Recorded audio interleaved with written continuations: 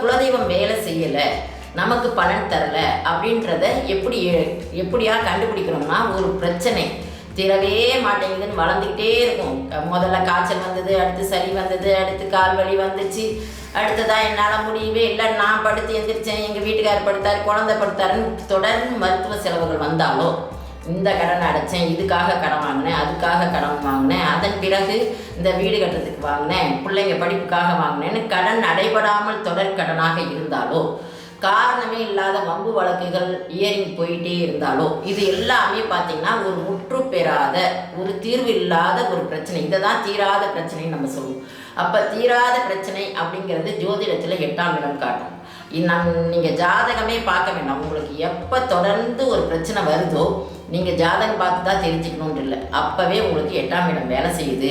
எதை தொட்டாலும் எனக்கு தீரலைங்கும் போது நீங்கள் உங்கள் அம்மா வீட்டு குலதெய்வத்துக்கு கிளம்பிடுங்க. பொண்ணாக இருந்தால் பொண்ணுக்கு அம்மா உடனே கேட்போம், அப்பா வீட்டு குலதெய்வமா அம்மா வீட்டு குலதெய்வமான்னு. பெண்களுக்கு அப்பா வீட்டு குலதெய்வம் தான் அம்மா வீட்டு குலதெய்வம், சரிங்களா? அதனால் வந்துட்டு நம்ம அம்மா வீட்டு குலதெய்வத்துக்கு போகணும். போயிட்டு அவங்க முறைப்படி, நான் இதை தான் செய்வேன்னு செய்யக்கூடாது, அவங்க முறைப்படி என்ன செய்கிறாங்களோ செய்யலாம், நெய்வேத்தியம் வைக்கலாம், எல்லாம் பண்ணலாம். எதுவுமே இல்லைன்னா கூட தாய் வீட்டு குலதெய்வத்துக்கு போய் 2 தீபம் ஏற்றி அமைதியாக உக்காந்து, இவ்வளோ பிரச்சனை உங்களுக்கு என்னெல்லாம் பிரச்சனை இருக்கோ, எதிரில் உக்காந்துருக்கிற ஒருத்தவங்களை பார்த்து நீங்கள் எப்படியெல்லாம் பேசுவீங்களோ அத்தனை பிரச்சனைகளையும் நீங்கள் பேசுனீங்கன்னா அந்த தெய்வம் காது கொடுத்து கேட்டு, என் வீட்டு பிள்ளை அடுத்த வீட்டுக்கு போயும் இவ்வளோ பிரச்சனைகளை சந்திச்சிட்ருக்கு அப்படின்னு அந்த தெய்வத்துக்கு தெரியாமல் எதுவும் நடக்காது. இருந்தாலும் நம்ம சொல்லணும்னு எதிர்பார்க்கும்.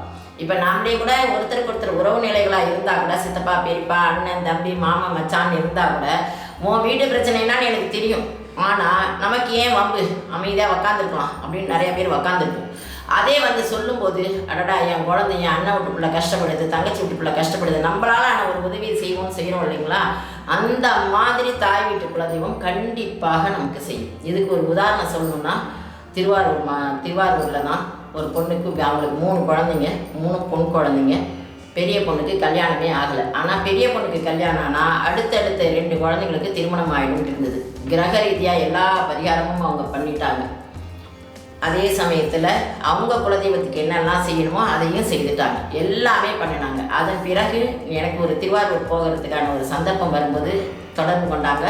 புது கிளைண்ட்டு தான் அவங்க, பழகினவங்க கிடையாது.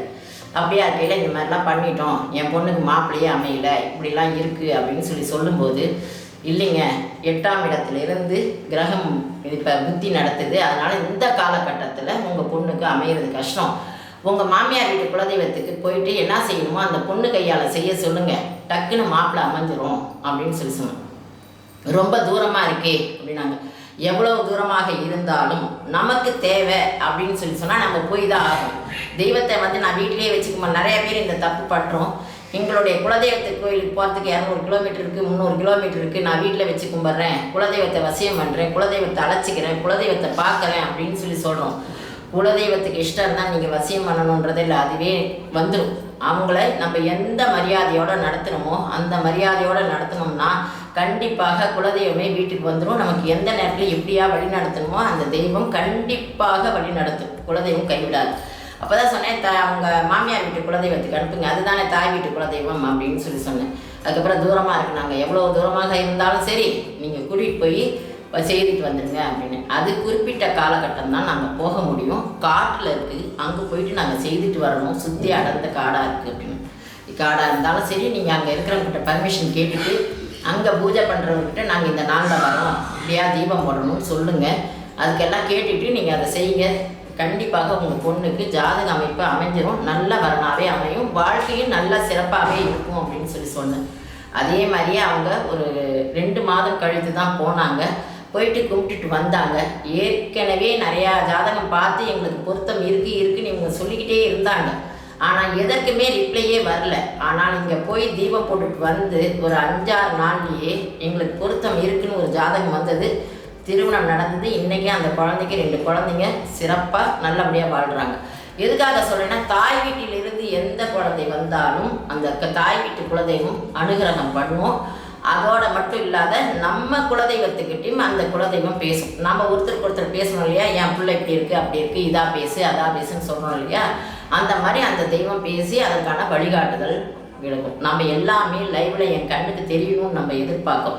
அப்படிதான் அப்படி எதிர்பார்த்து, அதாவது ஸ்கேனில் எப்படி நம்மளுடைய உடல் உறுப்புகள் தெரிஞ்சால் மட்டுமே நமக்கு இன்னதுன்னு நம்புகிறோமோ, அதே மாதிரி தெய்வங்களும் நடமாடுறது எனக்கு இப்படி அறிகுறி காட்டி நாம்பளா ஒரு இதில் வச்சு நீ இந்த வழியில் சொல்லு, அந்த தெய்வம் சொல்கிற வழிக்கு நம்ம போகிறோமோ இல்லையோ, எனக்கு கவுளியில் சொல்லு, ஒரு பட்டாம்பூச்சி பறக்கணும், ஒரு இது பண்ணணும்னு நம்ம கேட்டுட்ருக்கோம். ஆனால் இது எல்லாம் நீங்கள் சொன்னாலும் சொல்லேனாலும் அது பாட்டுக்கு நடந்துகிட்டே இருக்கும், சிறப்பாக இருக்கும். அந்த மாதிரி தீராத பிரச்சனை அப்படின்னு சொன்னீங்கன்னா நீங்கள் தாய் வீட்டு குலதெய்வத்துக்கு போகிறது தான் சிறப்பு. குலதெய்வமும் வழிபடணும், கிரக நிலைகளும் வழிபடணும், முன்னோர்களுடைய ஆசீர்வாதமும் இருக்கணும். இது மூணும் இருந்தால்தான் ஒரு மனுஷனுக்கு